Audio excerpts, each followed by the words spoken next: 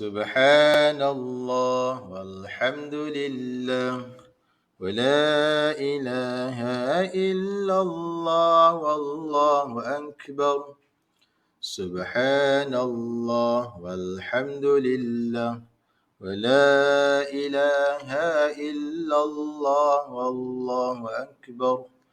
Subhanallah walhamdulillah لا إله إلا الله والله أكبر. سبحان الله والحمد لله ولا إله إلا الله والله أكبر. Baik, suara saya jelas tak? Cuba komen yang mana yang sudah masuk live. Sila komen suara saya dengar ataupun tidak, jelas ataupun tidak. Okey, jadi sebelum masa cukup, marilah sama-sama kita zikir dulu. Subhanallah walhamdulillah wa la ilaha illallah wallahu akbar. Subhanallah walhamdulillah wa la ilaha illallah wallahu akbar. Subhanallah walhamdulillah wa la ilaha illallah wallahu akbar. Subhanallah walhamdulillah wa la ilaha illallah wallahu akbar. Subhanallah walhamdulillah ولا إله إلا الله والله أكبر. سبحان الله والحمد لله ولا إله إلا الله والله أكبر. Okey, Senaini Muhammad Yusuf. Assalamualaikum Ustaz. Waalaikumsalam warahmatullahi. Subhanallah. Mari kita berzikir sebelum masa 8.15 kita start 8.15. Baik, sekarang awal lagi, bila sama-sama kita berzikir sementara kawan-kawan kita masuk Subhanallah walhamdulillah wa la ilaha illallah wallahu akbar. Subhanallah walhamdulillah. Baik, malam ni pelajaran akidah muka surat 21, manakala pelajaran ibadah muka surat 61 . Sekali lagi, pelajaran akidah muka surat 21, pelajaran ibadah 61 . Okey. Nur Haziah. Assalamualaikum Ustaz. Waalaikumsalam warahmatullahi. Subhanallah walhamdulillah. Amani Nasr Ahmad Nasir. Assalamualaikum. Waalaikumsalam warahmatullahi. Mari sama-sama kita berzikir. Ada masa 5 minit . Okey, yang join live, yang masuk kelas tuition, sila tulis nama . Baik, suara saya jelas tak? Suara saya jelas ataupun tidak, sila komen. Subhanallah walhamdulillah ولا إله إلا الله والله أكبر. سبحان الله والحمد لله ولا إله إلا الله والله أكبر. Ada Mikael. Assalamualaikum Ustaz. Waalaikumsalam. Amani, jelas. Alhamdulillah. Ami Afnan Hafini bin Senai. Okey, yang mana yang masuk tu sila tulis nama. Nanti senang lah Ustazah nak tengok siapa dia masuk dengan siapa dia tak masuk . Okey, subhanallah walhamdulillah wa la ilaha illallah wallahu akbar. Live ni tolong share . Sebelum kita start ni tolong share . Share banyak-banyak. Sebab ramai lagi pelajar-pelajar Ghafar yang tak tahu kata ada tuition percuma ni. Tuition online percuma . Pelajaran akidah dan ibadah. Pelajaran akidah malam ini muka surat 21, sifat qudrah. Manakala pelajaran ibadah muka surat 61 tajuk dia solat jamak dan khusar. Subhanallah walhamdulillah wa la ilaha illallah wallahu akbar. Subhanallah walhamdulillah wa la ilaha illallah wallahu akbar. Subhanallah walhamdulillah wa la ilaha illallah wallahu akbar. Subhanallah walhamdulillah wa la ilaha illallah wallahu akbar.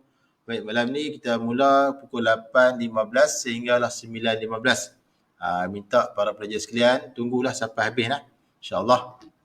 Semoga para pelajar sekalian dapatlah ilmu yang telah saya kongsikan sedikit sebanyak, insyaAllah. Dan para pelajar sekalian dapat lulus dalam peperiksaan akan datang, insyaAllah. Subhanallah walhamdulillah wa la ilaha illallah wallahu akbar. Subhanallah walhamdulillah wa la ilaha illallah wallahu akbar. Subhanallah walhamdulillah wa la ilaha illallah wallahu akbar. Subhanallah walhamdulillah wa la ilaha illallah wallahu akbar. Baik, sekarang ni musim hujan, jadi jaga hati-hatilah. Sebab ada banjir, banyak tempat banjir lah. Banyak tempat yang banjir sekarang, jadi hati-hatilah. Baik, masa pun dah lagi seminit lagi. Okey, kita boleh mulalah. Sudah 8.14. Okey, kita start sekarang. Bismillahirrahmanirrahim. Assalamualaikum warahmatullahi wabarakatuh. Alhamdulillahi rabbil alamin. Wassalatu wassalamu ala asyrafil anbiya wal mursalin wa ala alihi wa sahbihi ajma'in. Qala rabbi syrah li sadri wa yassir li amri wahlul 'uqdatam min lisani yafqahu qawli. سبحانك لا علم لنا إلا ما علمتنا إنك أنت العليم الحكيم ولا حول ولا قوة إلا بالله العلي العظيم ولا حول ولا قوة إلا بالله العلي العظيم. Alhamdulillah, para pelajar yang dirahmati Allah sekalian. Pertama sekalinya, mari sama-sama kita panjatkan kesyukuran kepada Allah Subhanahu wa taala.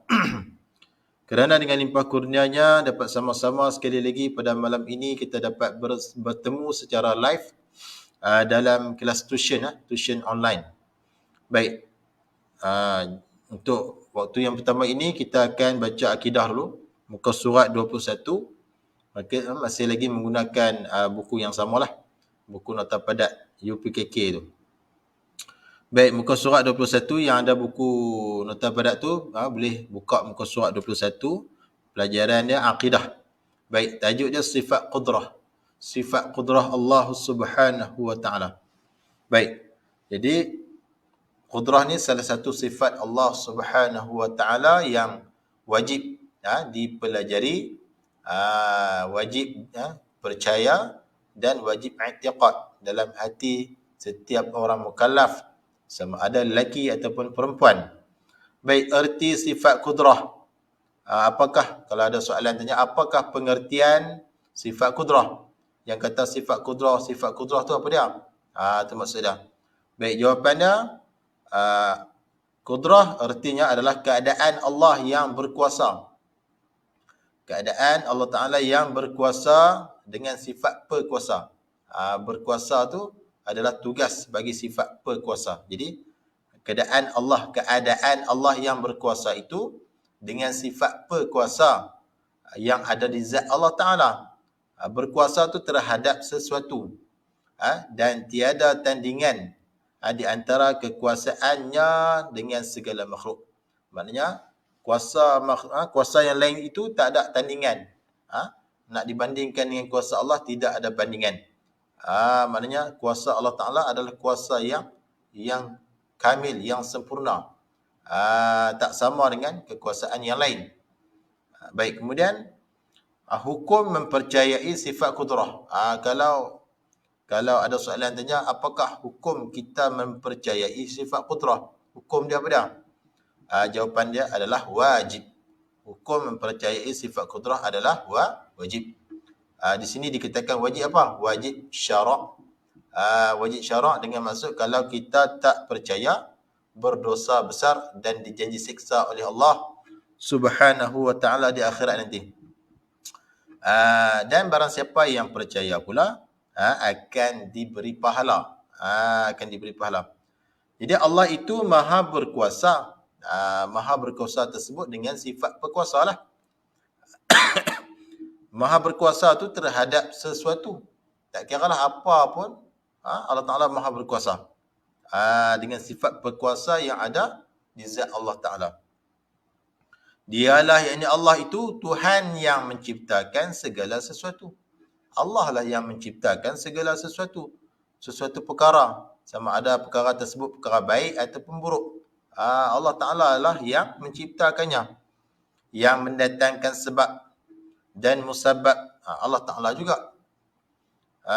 Yang boleh mengubah sesuatu tanpa mengharap balasan. Allah Ta'ala juga. Pertolongan serta ihsan manusia dan segala makhluknya. Baik. Contoh dia macam mana? Contoh Allah Ta'ala menciptakan langit. Contoh Allah Ta'ala buat langit. Cipta langit. Tanpa tiang yang menyokongnya. Jadi, contoh dia seperti mana yang saya beritahu semalam. Langit. Langit yang ada di atas kepala kita ni, Allah Ta'ala cipta dengan tiada tiang.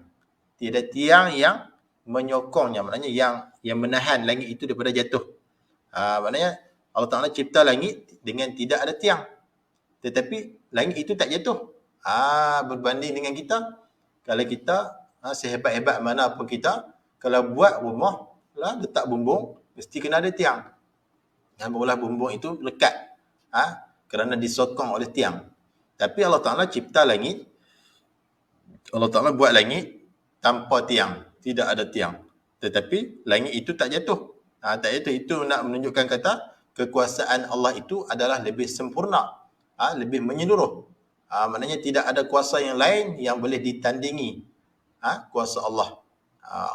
Kuasa Allah itu lebih hebat ke atas sesuatu itu. Itu contoh dah. Begitu juga Allah Ta'ala cipta kita. Cipta kita sebagai manusia, ada hidung, ada mulut, ada mata, ada muka, tapi tak sama. Walaupun kita sama di sebuah nama tu, nama muka, ada mata, semua ada mata, tapi mata dia dengan mata kita tak sama. Hidung dia dengan hidung kita tak sama. Mulut dia dengan mulut kita tak sama. Itu dah dikatakan Allah Ta'ala ni berkuasa. Walaupun kita ni keluar dari satu ibu, daripada rahim ibu yang sama, tapi tak sama. Walaupun kita ni dikatakan kembar sekalipun, mesti ada perbezaan. Itu dikatakan kekuasaan Allah Subhanahu wa ta'ala.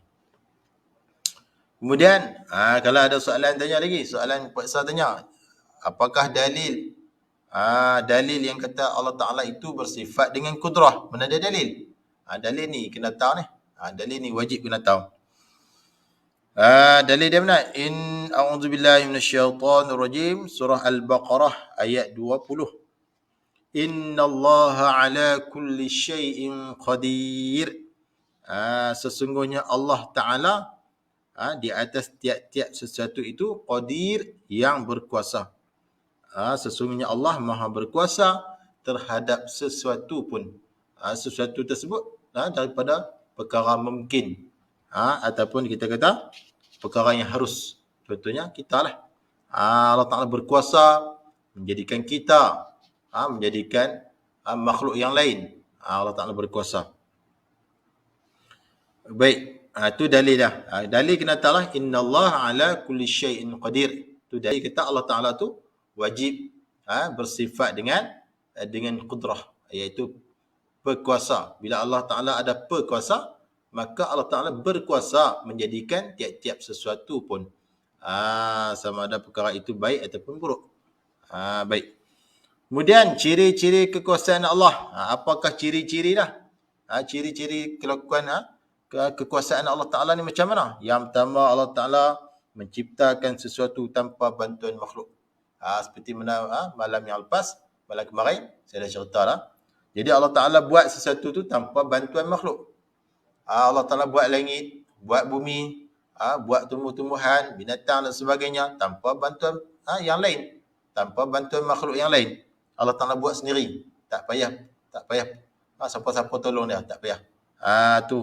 Allah Ta'ala menciptakan sesuatu tanpa bantuan makhluk. Tu ciri-ciri kekuasaan Allah yang pertama. Yang kedua pula, setiap kejadian Allah mempunyai kesempurnaan. Setiap kejadian Allah itu ada kesempurnaan dia. Walaupun kita tengok di zahir ada cacat celah dia, ada kekurangan, tapi ada hikmah di sebalik itu. Seperti mana Allah Ta'ala jadikan tumbuh-tumbuhan. Setiap tumbuhan itu ada hikmah dia. Ada kelebihan dia. Kadang-kadang kita tengok macam pokok rumput tepi jalan kan. Macam pokok rumput tak ada faedah apa. Padahal pokok tersebut ada ubat dia. Dia jadi ubat. Tapi dah kita tak tahu. Tu jadi Allah Ta'ala cipta sesuatu di alam ini, dia ada kelebihan masing-masing. Yang mana kita tak tahu.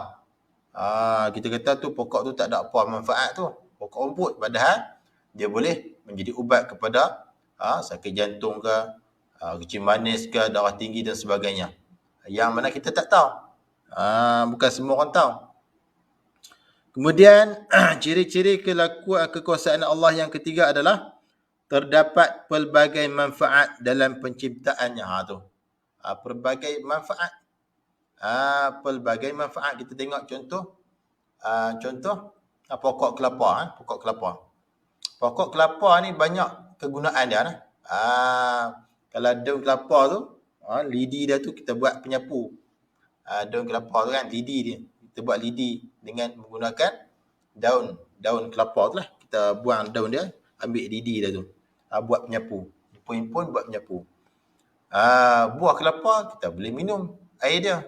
Air kelapa tu jadi ubat. Isi kelapa boleh makan kan. Banyaklah. Sabuk kelapa pun boleh guna kan. Setengah orang buat nak tanam, guna sebagai tanaman boleh.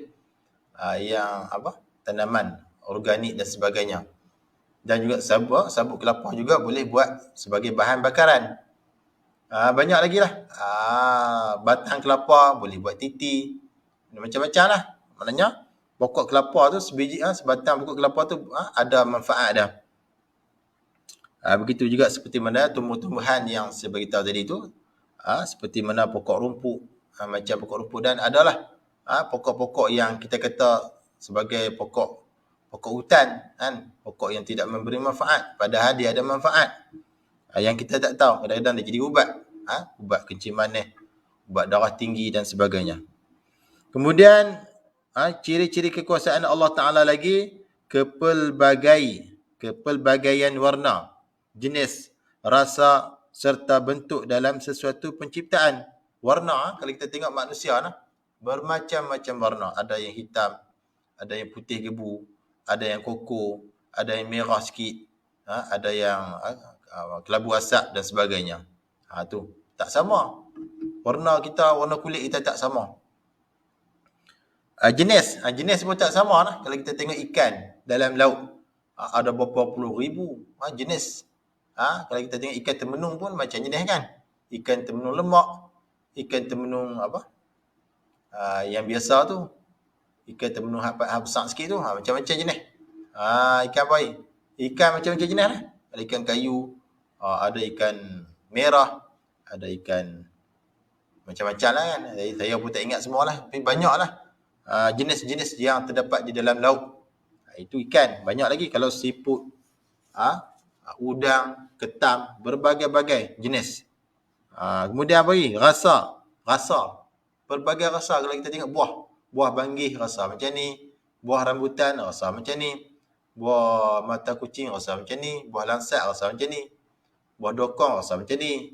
Buah betik rasa macam ni. Nangka macam ni. Cepedak macam ni. Rasa berlainan. Dekat situ pun kita boleh fikir dah. Dan pula dalam buah-buahan itu dia manis.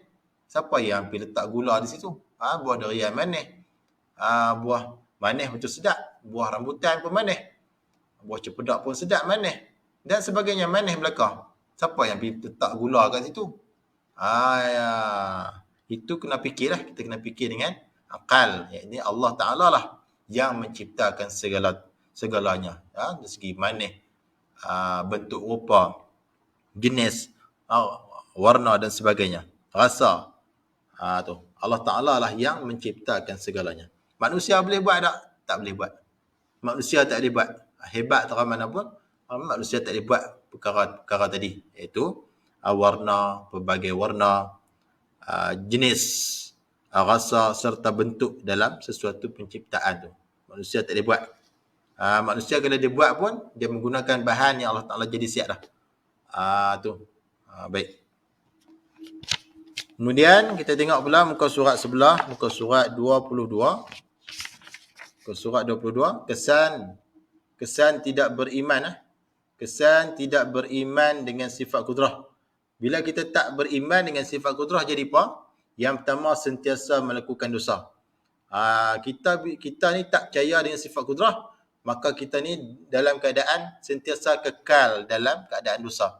Setiap kelipan mata kita tu dikira dosa. Dan di akhirat nanti akan disiksa oleh Allah Subhanahu wa taala. Akan dihumban ke dalam neraka. Na'udzubillahi min zalik. Tu kesan orang yang tak beriman. Bila tak beriman ni jadi kafir. Kafir. Ingkar. Orang kafir ni adalah orang yang kekal dalam neraka selama-lamanya. Na'udzubillah.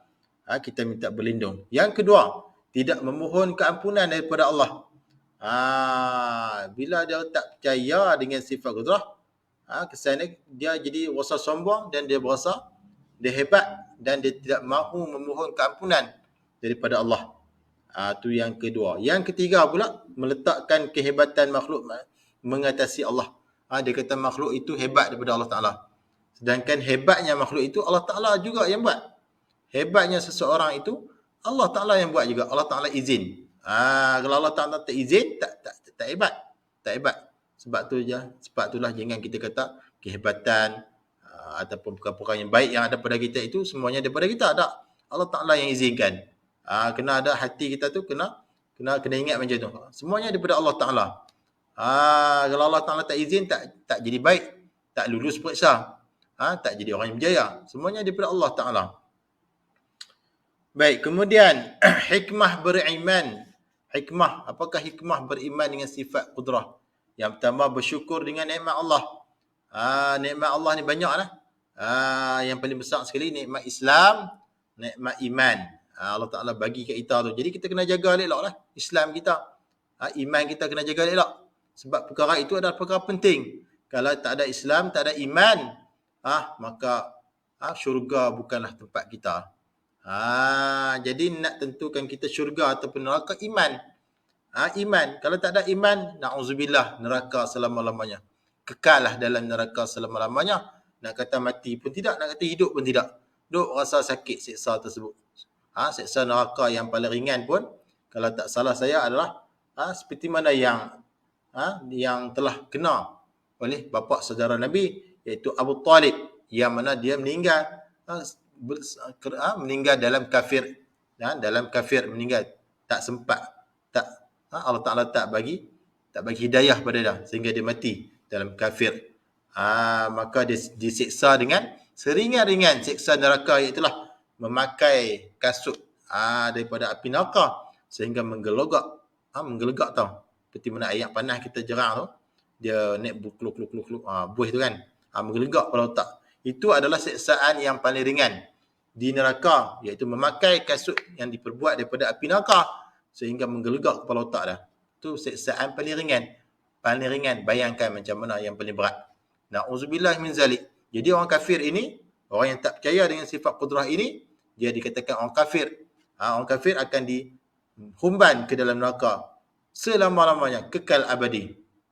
Sebab tu syarat nak masuk syurga, kena ada iman. Walaupun sebesar zarah, sekecil habuk iman dia. Dia kena ada iman tu, boleh masuk syurga. Tapi kalau dia buat dosa banyak, dia kena seksa dulu.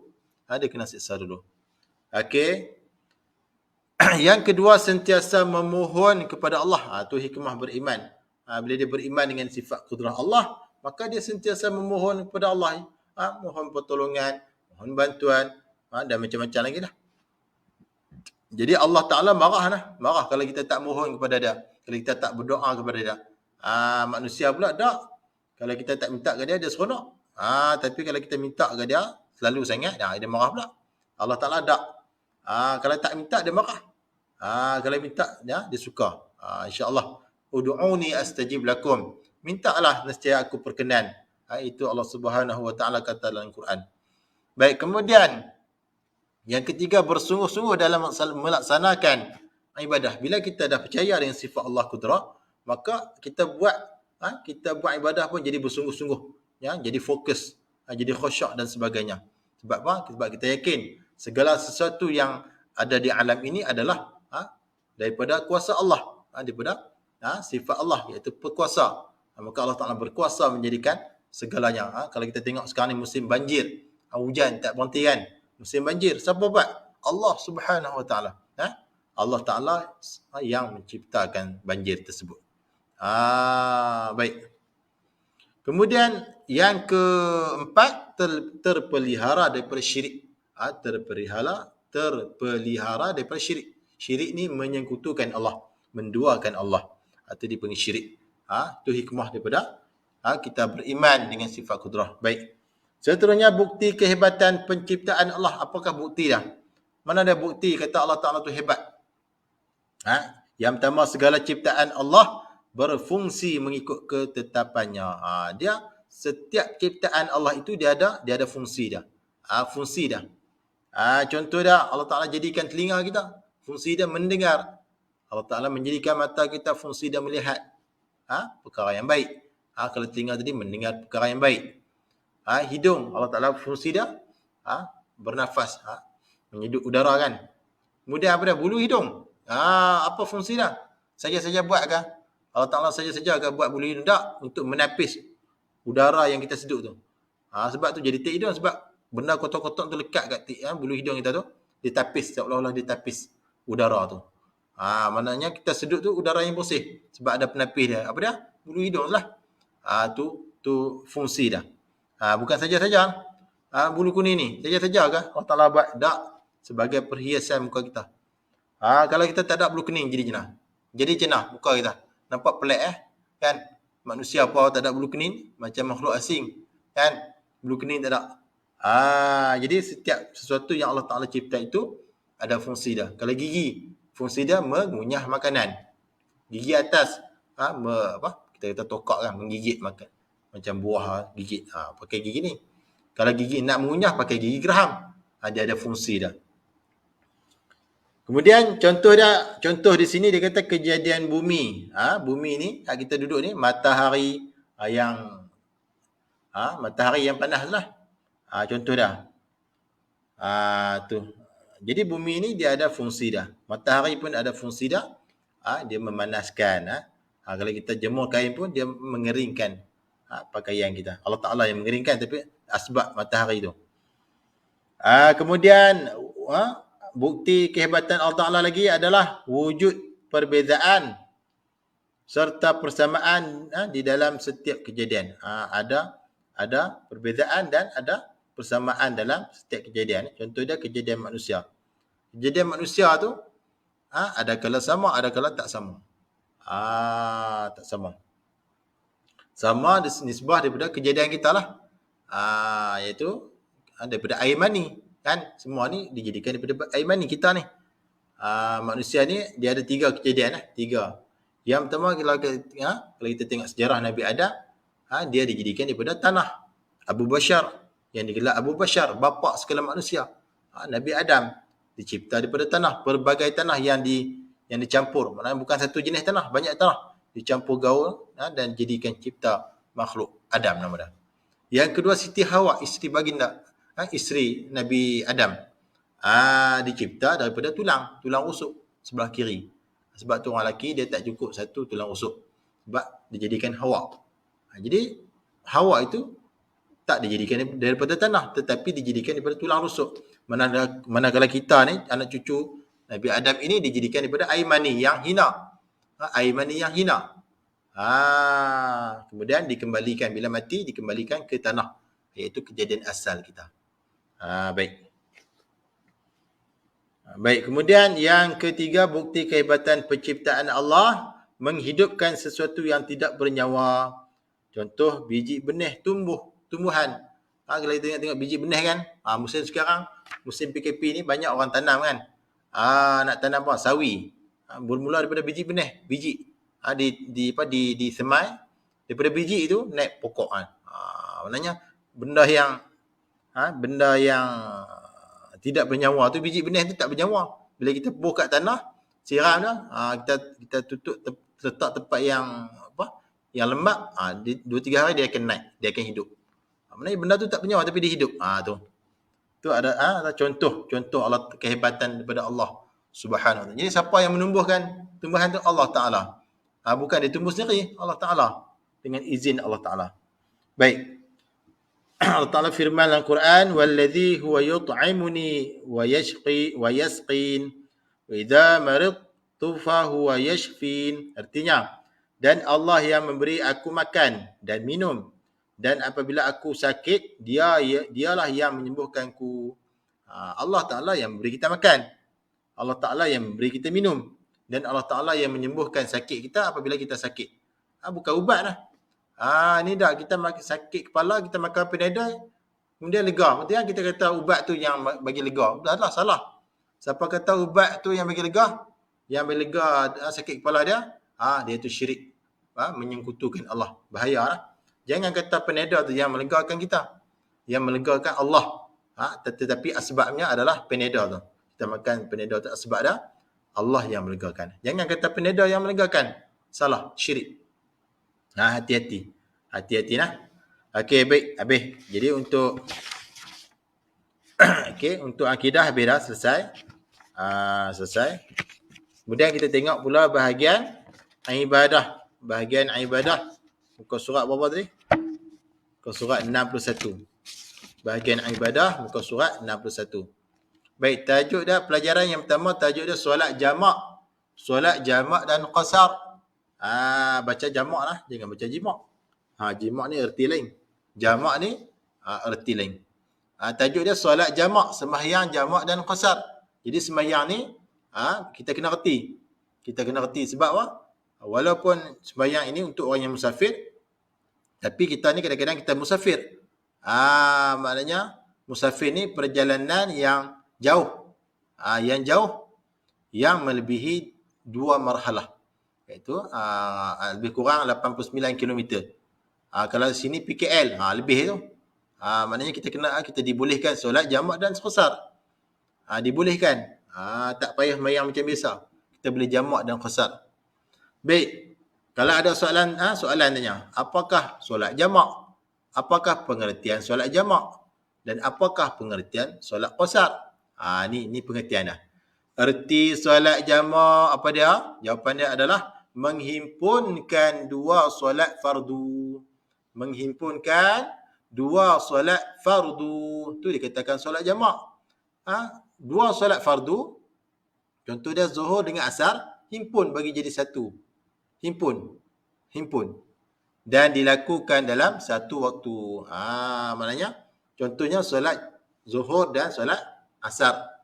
Dihimpunkan jadi satu. Dilakukan dalam waktu yang satu.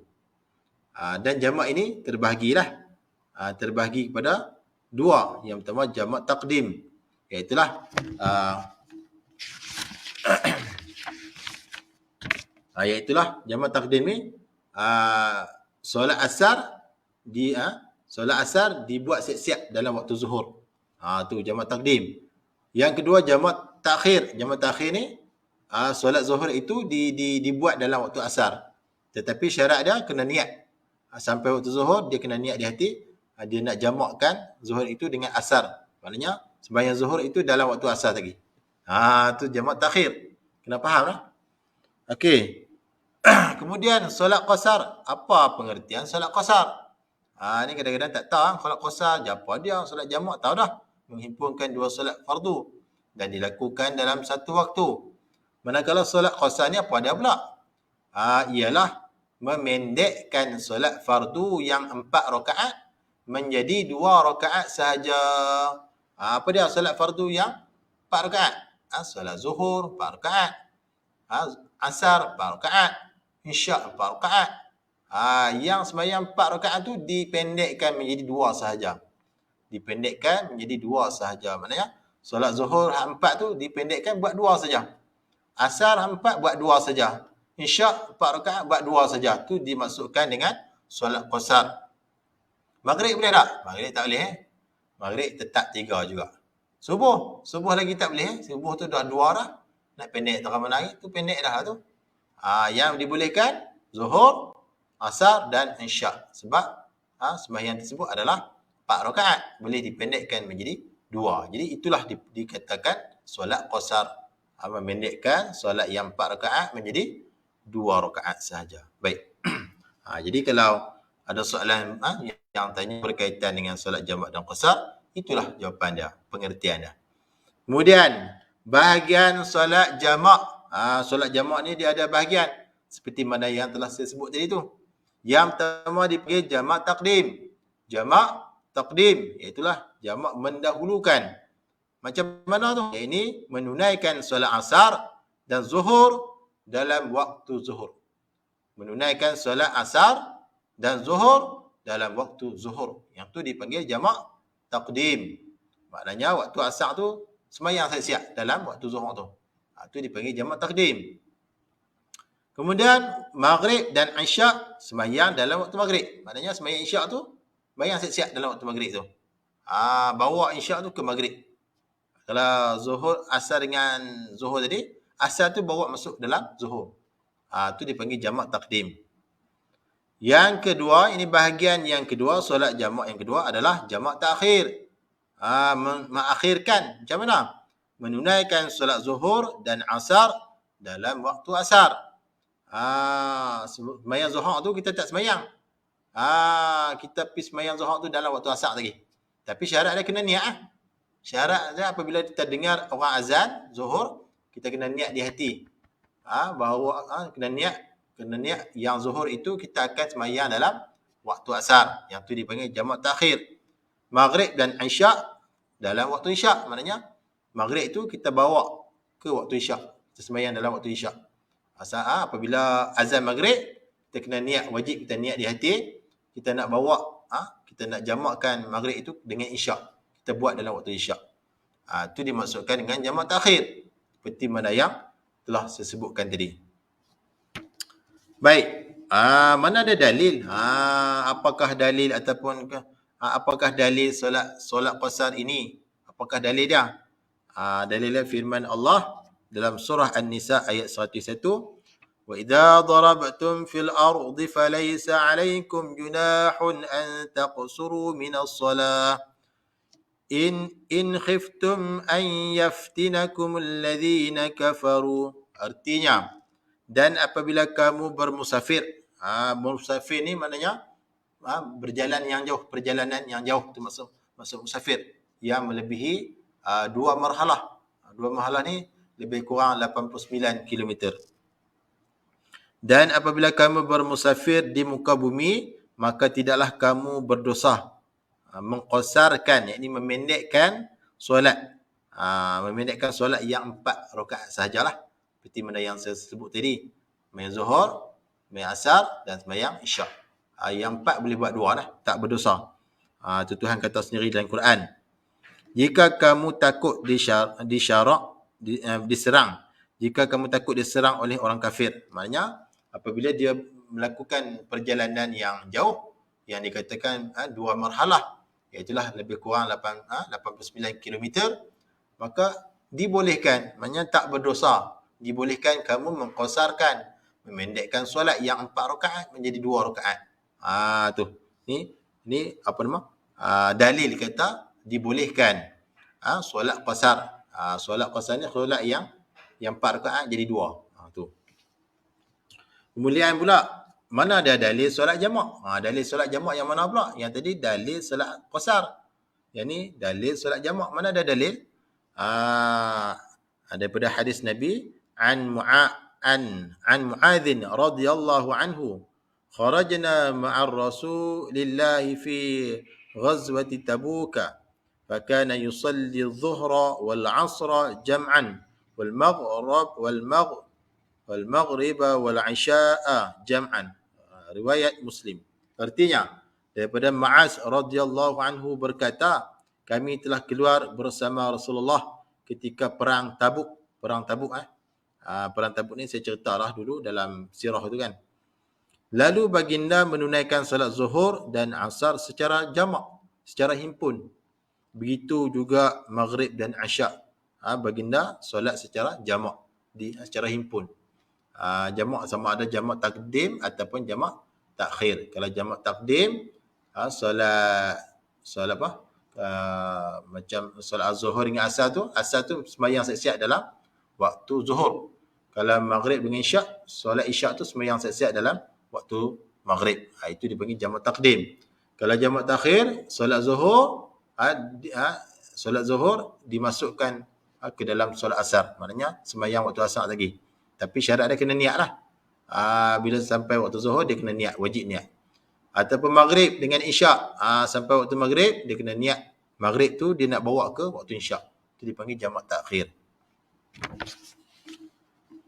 Baik, masa ada lagi kita teruskan. Syarat-syarat solat jamak dan qasar. Dia ada syarat dah. Dia tak boleh buat ikut dan lah. Dia ada syarat dah. Yang pertama syarat jamak takdim. Syarat nak jamak takdim ni.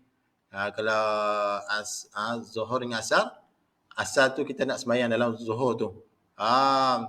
Isyak nak sembahyang dalam waktu maghrib. Dia ada syarat dah. Macam mana syarat dah?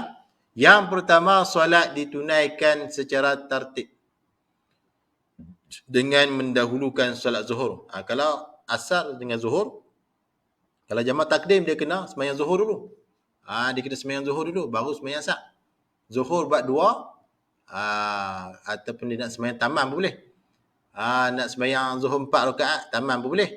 Kemudian baru dia sembahyang zuhur, sembahyang asar 4 rakaat boleh juga. Ataupun dia nak qasar. Pendekkan zuhur tu jadi 2, asar pun pendek jadi 2, boleh. Tapi dia kena buat zuhur dulu. Sebab dia jamak takdim, tu syarat dah.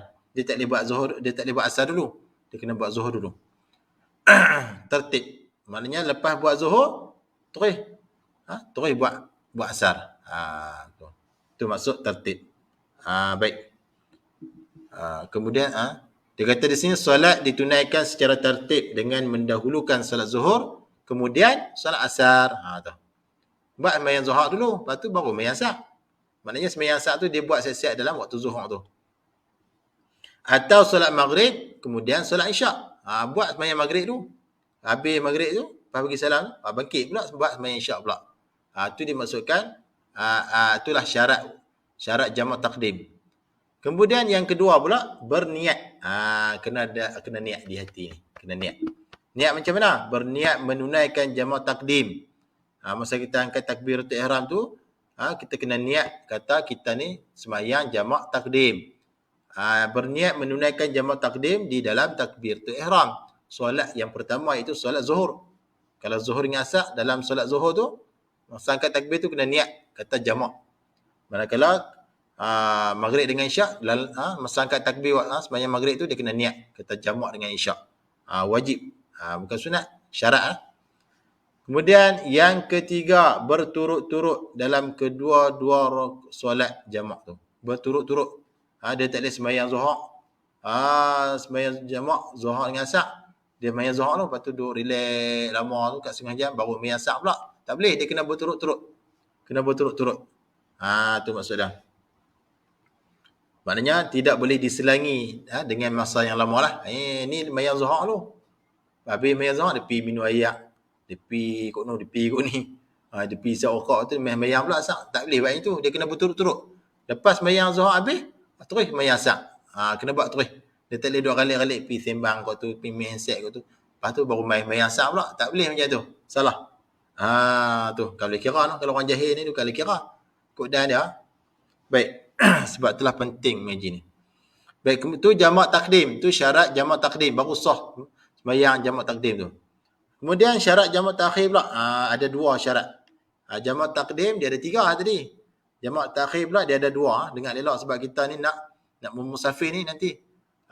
Kalau kes COVID ni dah turun, kerajaan dah benarkan ke luar negeri, merentas negeri, kita nak pergi sana, nak pergi sini dah kan.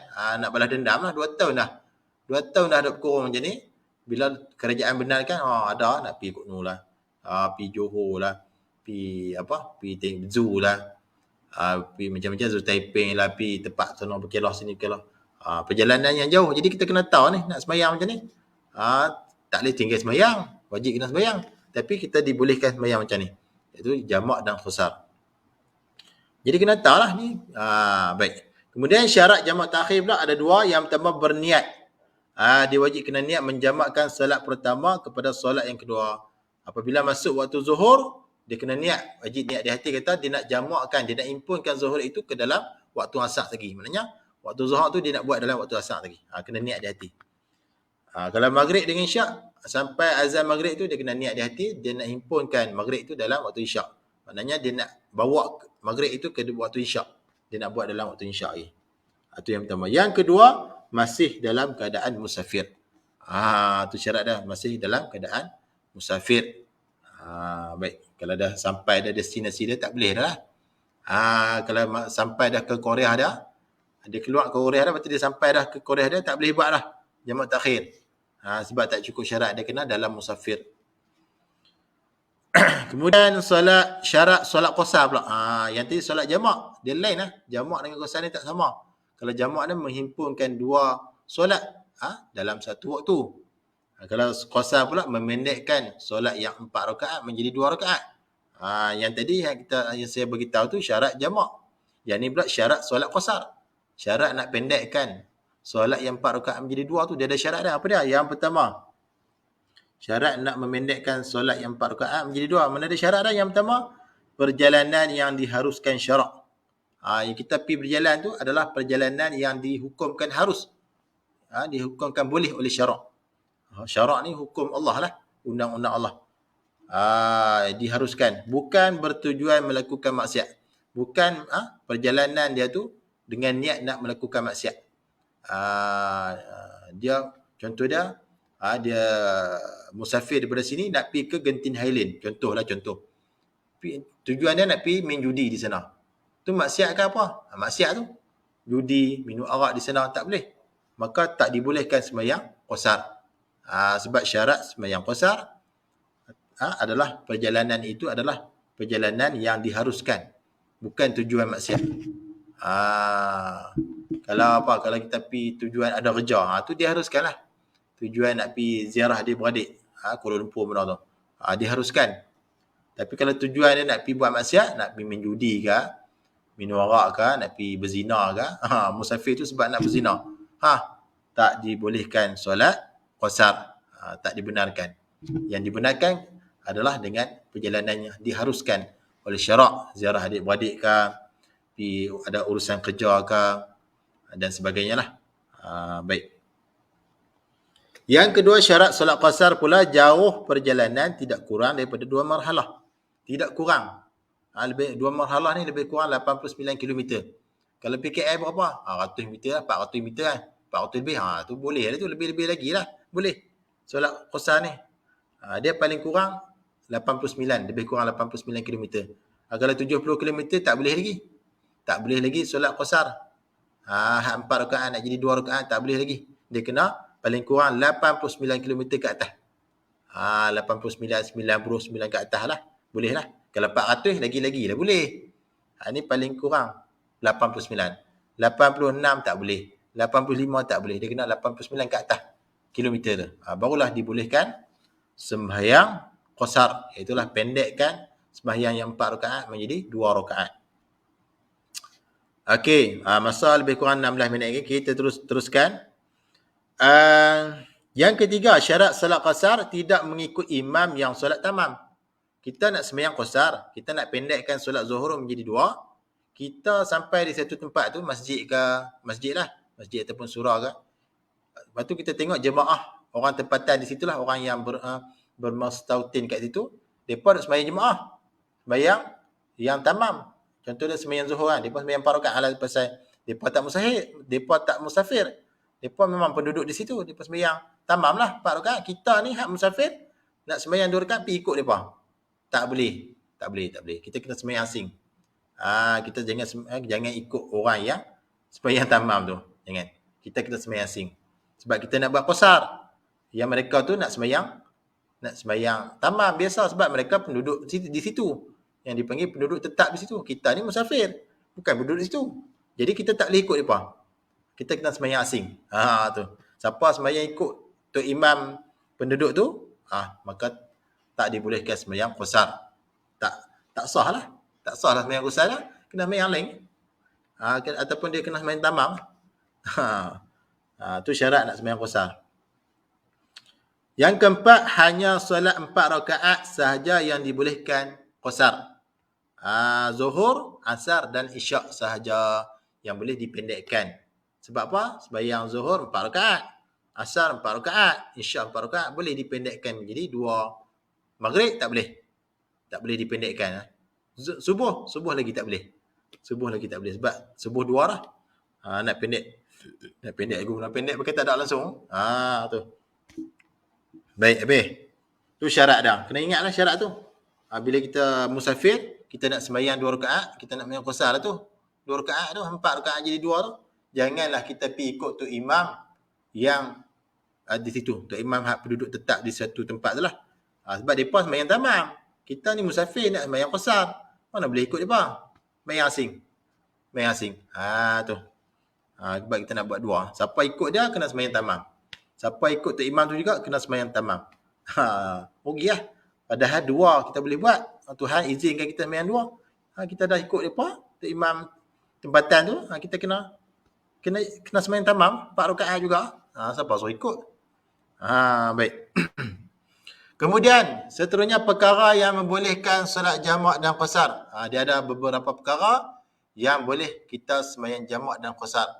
Yang pertama, musafir sejauh 2 marhalah. Bila kita musafir sejauh 2 marhalah ataupun lebih kurang 89 km, kita dibolehkan solat jamak, iaitu menghimpunkan 2 solat dalam satu waktu. Sama ada solat jamak takdim ataupun takhir yang telah saya terang tadi tu. Dan kita boleh sembahyang qasar, iaitu memendekkan sembahyang yang 4 rakaat menjadi 2. Tu syarat dah. Itulah perkara yang pertama, musafir lah. Yang kedua, perkara yang membolehkan solat jamak dan qasar, musafir yang bertujuan baik, iaitu bertujuan yang diharuskan oleh syarak, bukan tujuan maksiat. Kalau maksiat tak boleh solat jamak, tak boleh solat qasar. Tapi dia musafir tu tujuan nak berzina ke, nak minum arak ke dan sebagainya, tak boleh. Main jamak tak boleh main qasar. Tujuan baik dibolehkan main jamak dan qasar. Yang ketiga, tidak mengikut imam yang solat sempurna. Bagi makmum yang berniat qasar. Makmum yang kita ni sembahyang nak main qasar. Kita niat dah nak main qasar. 4 jadi 2, tapi kita tak boleh ikut macam saya kata tadi. Tak boleh ikut imam kawasan tempatan tu lah, kita berhenti nak sembahyang tu. Tak boleh ikut mereka. Sebab mereka nak sembahyang sempurna. 4 rakaat, kita nak sembahyang 2, tak boleh ikut mereka. Tu. Yang keempat, mengetahui syarat-syarat solat jamak dan qasar. Orang ni boleh sembahyang jamak dan qasar. Siapa dia tak reti sembahyang jamak datang apa pun tak tahu, qasar datang apa pun tak tahu, tak boleh. Tak dibolehkan sembahyang jamak dan qasar. Sebab dia tak tahu. Jadi kalau dia sembahyang juga, maknanya tak sah. Sebab dia sembahyang dalam keadaan dia tak tahu. Qasar pun tak tahu datang apa. Jamak pun tak tahu. Apa benda ni? Dia ingat benda apa lah tu. Tak tahu sampai terang tu. Tak dibolehkan sembahyang jamak dan qasar. Orang yang dibolehkan ni orang yang tahu. Orang yang mengaji. Yang tu dibolehkan sembahyang qasar dan jamak. Ni sampai jamak pun tak tahu benda apa jamak ni. Qasar benda apa ni? Sampai tak tahu apa ni. Kalau macam tu tak dibolehkan dia sembahyang jamak dan qasar sebab dia tak tahu. Itu menunjukkan kata Allah Ta'ala terima, Allah Ta'ala tak terima amalan yang kita buat dalam keadaan kita tak tahu. Kena tahu dulu. Yang kelima, kekal dalam tempoh musafir sehingga selesai solat kedua. Maknanya kita nak buat jamak dan qasar tu dalam keadaan kita tu bermusafir, sedang musafir.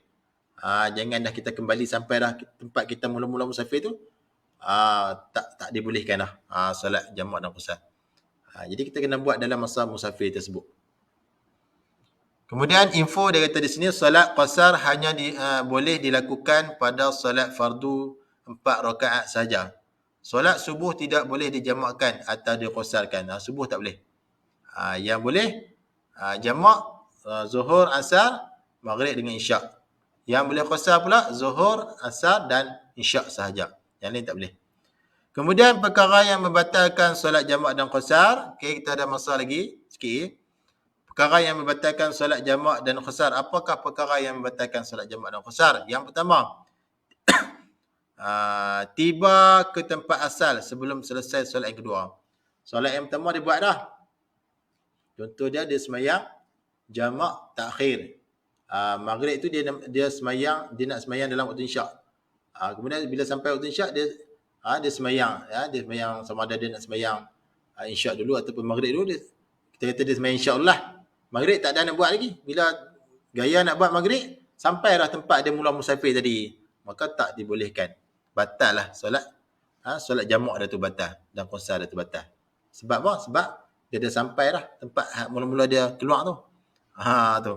Yang kedua, berniat menetap di sesuatu tempat tanpa sebarang urusan melebihi tempoh 4 hari. Dia niat di hati dah, dia nak duduk tetap di tempat tu. Tanpa ada sebarang urusan melebihi tempoh 4 hari. Maknanya 5 hari ke atas lah. 5 hari dan ke atas, dia nak duduk situ tanpa sebarang urusan. Maka dia tu tak dipanggil lah orang musafir. Sebab dia nak duduk situ. Dia jadi orang apa? Orang bermukim lah. Bermukim. Bukan orang musafir lah. Maka batal lah solat jamak dan qasar dah. Okey. Ada sikit lagi. Baik. Masa ada lagi. Kita berhenti 9.15. Sekarang baru 9.3 minit lah. Okey, lafaz niat. Kita nak semayang, kita tahu dah jamak benda apa, qasar benda apa, musafir benda apa, syarat-syarat semua tahu dah. Perkara yang membatalkan pun tahu dah. Perkara yang membolehkan solat jamak dan qasar pun tahu dah. Tapi lafaz niat tak tahu lagi. Lafaz niat solat jamak dan qasar ni macam mana pula? Contoh lafaz jamak takdim. Contoh lafaz sunat kan wajib ni lafaz ni? Sunat. Kalau wajib kan jenuh tu yang tak ingat tu pakai tak boleh semayang. Sunat. Tapi walaupun kita sunat kena buat lah. Bila kita lafazkan tu dia bantu hati kita. Niat sebab niat tu dalam hati. Tak ada orang pun boleh tahu melainkan Allah Ta'ala. Okey, contoh lafaz niat jamak takdim macam mana? Yang ini sembahyang zuhur dijamakkan dengan asar.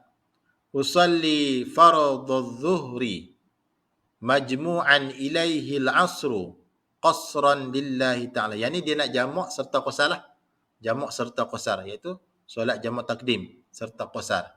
Macam mana lafaz dah? Usalli fardhu zuhri majmu'an ilaihi al-'asru qasran lillahi ta'ala. Ni dia sembahyang seorang. Sembahyang seorang lah.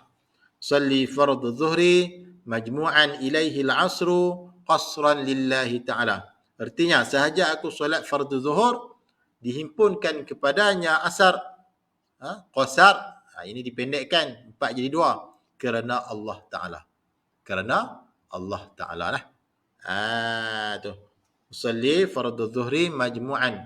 Usalli fardu zuhri majmu'an ilaihi al-'asru qasran lillahi ta'ala. Sahaja aku sembahyang fardu zuhur dijamakkan dihimpunkan kepadanya asar qasar dipendekkan kerana Allah Ta'ala. Itu yang pertama. Zuhur ke asar. Okey. Tu solat yang pertama lah hak zuhur tu. Kemudian kita buat dah 2 rakaat jamak tu dan qasar tu. Kita buat zuhur tu kan. Kemudian kita bangun pula nak main asar. Nak kata macam mana pula? Usalli fardul asri qasran. Yang tu saja. Usalli fardul asri qasran lillahi ta'ala. Saja aku sembahyang fardu asar qasar 2 rakaat. Qasar tu maksudnya 2 rakaat kerana Allah Taala. Kerana asal dia rakaat 4 rakaat asar. Bila kita buat qasar tu 2 rakaat lah. Tu. Salli fardul asri qasran lillahi ta'ala. Tu bagi kita nak sembahyang asar pula. Yang dikatakan jamak takdim tu. Kena reti lah ni, lepas tak reti ni, lagu benar ni. Nak sembahyang tapi tak reti. Kena reti ya. Kalau lafaz niat zuhur tu macam mana? Salli fardhu zuhri majmu'an ilaihi al-'asru qasran lillahi ta'ala. Habis zuhur 2 rakaat, kita sembahyang, kita nak sembahyang asar pula. Salli fardhu al-'asri qasran. Salli fardhu al-'asri qasran lillahi ta'ala. Saja aku sembahyang asar 2 rakaat kerana Allah Ta'ala. Tu bagi sembahyang jamak takdim. Kemudian jam maghrib dengan isyak pula. Macam mana? Maghrib dulu. Usalli fardhal maghribi 3 raka'atin majmu'an ilaihi al-'isha'u lillahi ta'ala. Maghrib dia tak ada qasran Maghrib dia tak boleh qasar. Dia kena 3 juga. Dia tak boleh buat 2, dia tak boleh buat 1. Dia hak boleh buat 2 ni sembahyang 4 rakaat saja. Zuhur tadi boleh lah. Asar tadi boleh lah sebab 4 rakaat. Kalau maghrib tetap 3. Sebab tu lafaz ni ada usalli fardhal maghribi 3 raka'atin majmu'an ilaihi al-'isha'u lillahi ta'ala. Qasran tak ada. Qasran tak ada. Saja aku solat fardu maghrib 3 rakaat dihimpunkan kepada isyak, kepadanya isyak kerana Allah Taala. Qasran tak ada. Qasran tak ada. Pendek tak ada. Kemudian habis sembahyang maghrib 3 rakaat, kita bangun pula nak sembahyang isyak ni. Hak kita jamak dalam waktu maghrib tu. Nak lafaz niat macam mana? Usalli fardhal 'isya'i qasran. Boleh qasar. Sebab saya isyak ada 4. Boleh dah pendek doang. Salli fardhal 'isya'i qasran lillahi ta'ala. Sahaja aku sembahyang fardu isyak qasar 2 rakaat kerana Allah Ta'ala. Tu lafaz ni ada. Kena reti lah. Kena reti. Okey. Baik. Okey, satu lagi. Last. Tajuk dia tak habis lagi. Banyak lagi. Sikit. Contoh lafaz niat jamak takhir pula. Tadi jamak takdim. Ni jamak takhir pula ni macam mana? Yang tadi asar buat dalam waktu zuhur. Isyak buat dalam waktu maghrib. Lafaz niat dia macam tadi. Yang ni pula zuhur buat dalam waktu asar. Maghrib buat dalam waktu isyak. Lafaz niat dia macam mana pula? Tu. Okey, untuk solat zuhur yang kita buat dalam waktu asar, lafaz niat dia macam ni. Salli fardhu dhuhri majmu'an ilaihi al-'asri qasran lillahi ta'ala. Sahaja aku solat fardu zuhur dihimpunkan kepada asar qasar 2 rakaat kerana Allah Ta'ala. Itu sembahyang zuhur dalam waktu asar. Salli fardu zuhri majmu'an ilal 'asri qasran lillahi ta'ala. Kemudian kita buat zuhur 2 rakaat. Kita bangun pula nak buat asar. Nak buat asar. Salli fardul 'asri qasran lillahi ta'ala. Macam tadi jugalah. Saja aku sembahyang fardu asar qasar 2 rakaat kerana Allah Ta'ala. Kemudian kita nak buat solat maghrib dalam waktu isyak tu. Macam mana lafaz ni ada? Salli fardal maghribi 3 raka'atin majmu'an ila al-'isya'i lillahi ta'ala. Qasran tak ada dah, maghrib tak ada qasar. Sahaja aku solat fardu maghrib 3 rakaat dihimpunkan kepada isyak kerana Allah Ta'ala. Kemudian kita habis sembahyang maghrib 3 rakaat, kita bangun pula nak sembahyang isyak. Macam mana lafaz dia? Salli fardul 'isya'i qasran. Salli fardul 'isya'i qasran lillahi ta'ala. Sahaja aku sembahyang fardu isyak qasar 2 rakaat kerana Allah Ta'ala. Tu lafaz ni ada. Baik, habis. Last. Okey, last. Hikmah solat jamak dan qasar. Ada 5 minit. Apakah hikmah dia? Yang pertama, menunjukkan agama Islam itu mudah. Jadi Islam membenarkan kita jamak dan qasar ini, nak menunjukkan kata agama Islam itu sangat mudah. Cuma jangan tinggal sembahyang terus. Tu Allah Ta'ala dah bagi dah mudah dah tu.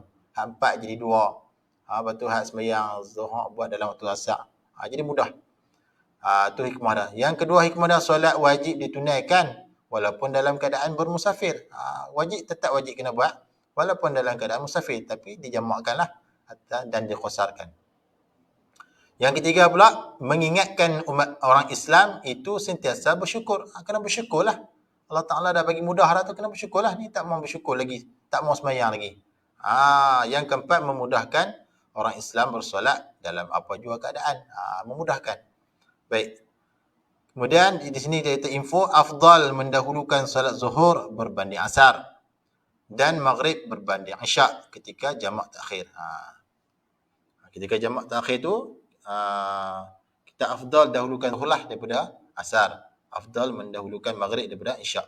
Walaupun kita sembahyang takhir. Kemudian solat jamak takhir dilakukan mengikut tertib waktu solat. Mengikut waktu solat.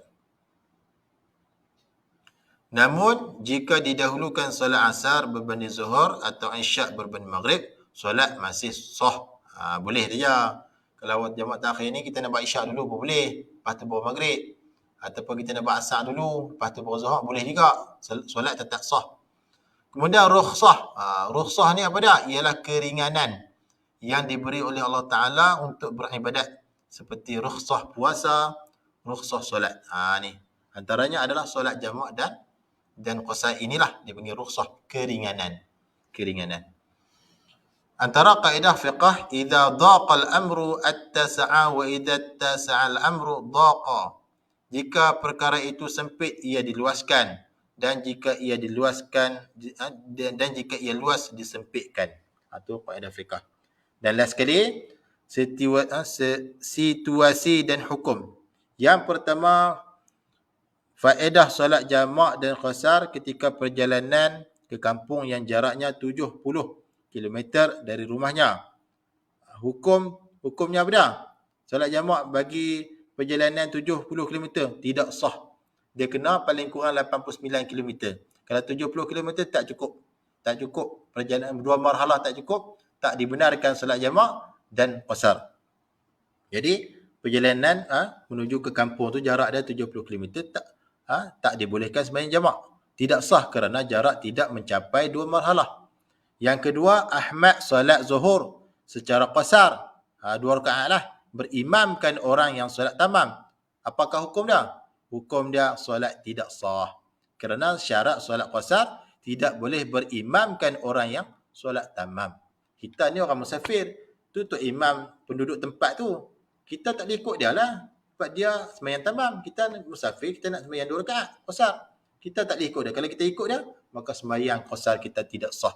Kena ingat tu. Ini pakai ikut dan kan. Ikut dan tak boleh.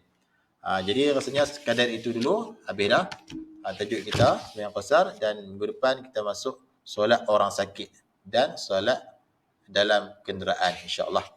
Baik, jadi sekadar itu dulu. Mudah-mudahan apa yang Ustaz sampaikan. Jadi untuk minggu depan hari Khamis, untuk ibadah muka surat 66. Kalau akidah pula, akidah muka surat 25 lah. Baik, insya-Allah. Jadi sekadar itu dulu, yang baik daripada Allah Subhanahu Wa Taala, yang kurang dan yang lemah itu daripada kelemahan dia sendiri dan kita semua.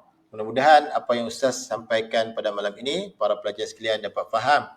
Dan yang penting sekali, para pelajar sekalian dapat menjawab semua soalan. Tak kiralah pelajaran apa pun dalam peperiksaan UPKK nantilah. Walaupun soalan secara lisan. Tu. Baik, jadi sekadar itu dulu.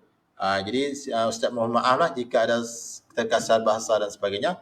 Okey, sekadar itu dulu. InsyaAllah panjang umur, kita akan jumpa lagi pada minggu depan. Aku liqauli hadha wa astaghfirullahal azim li wa lakum. Wassalamualaikum warahmatullahi wabarakatuh.